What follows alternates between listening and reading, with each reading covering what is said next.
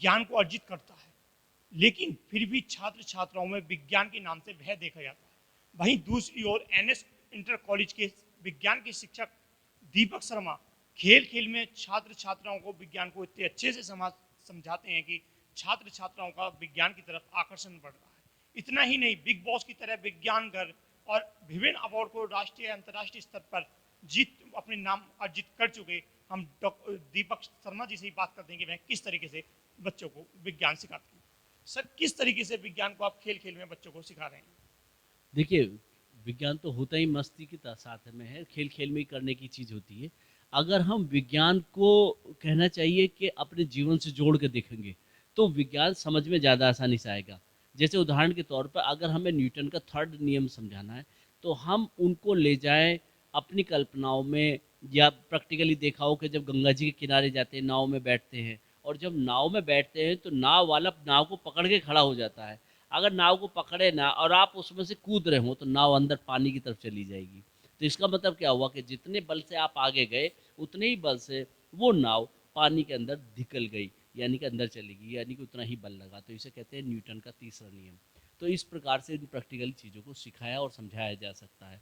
और बहुत सारी चीज़ें जिनको प्रैक्टिकली आप घर के अंदर जब पानी भरते हैं बोतल में, तो पानी का शुरू की आवाज़, या बाल्टी में बाथरूम में जब बाल्टी में पानी आता है तो उसकी आवाज़ अलग होती है, और जैसे जैसे बाल्टी भरने लगती है तो उसकी आवाज़ मोटी और भारी होने लगती है।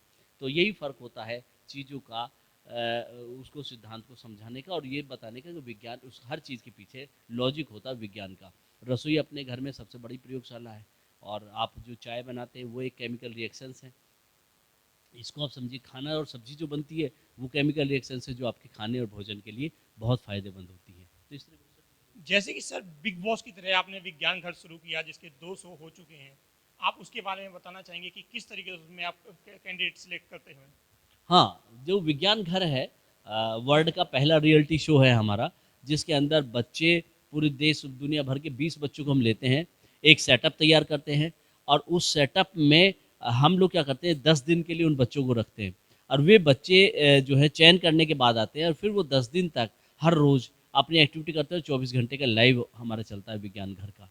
तो उसमें सिलेक्शन जो प्रोसीजर है आजकल चल रहा है, आप उसके लिंक पे जाइए, या कहीं मेरे से व्हाट्सएप से भी मांग सकते हैं उसका लिंक का। लेकिन आप पीवीएस प्रगति विज्ञान संस्था .com पर जाएंगे तो वहाँ पर विज्ञान घर का लॉगिन मिल जाएगा, और वहाँ जाके आप अपने आप को रजिस्टर्ड कर सकते हैं अपने फ़ोटो के साथ में। और फिर एक चयन प्रक्रिया है, उसमें जजेस बैठते हैं, और जो क्रिएटिव जितने बालक होते हैं उनको हम विज्ञान घर में शामिल करते हैं। मतलब हम कह सकते हैं कि किताबी भाषा से अलग भी हम खेल खेल में भी विज्ञान को समझ सकते हैं। बिल्कुल, किताब में भी वही दिया है, खेल खेल में पूरी दुनिया के साथ आत्मसात हो जाइए। सुबह उठिए और अपने आसपास जो कुछ भी घटनाएं घट रही हैं उन्हें देखिए, ऑब्जर्व करिए, समझिए, और उसके पीछे के लॉजिक को जानिए कि ऐसा क्यों हो रहा है, क्या, क्यों, कैसे। जो हम पूछते हैं, समझते हैं, उनको समझ लीजिए, आपको पता चल जाएगा कि हाँ, ये तो हो रहा है। मैं छात्र जो अब विज्ञान सीख रहे हैं उनसे भी बात करना चाहूँगा। आपका नाम? सचिन कुमार। सचिन जी, जैसे कि सर की कक्षा में आप बैठे हो, विज्ञान सीख रहे हो, क्या आपकी समझ में विज्ञान आता है? Yes sir.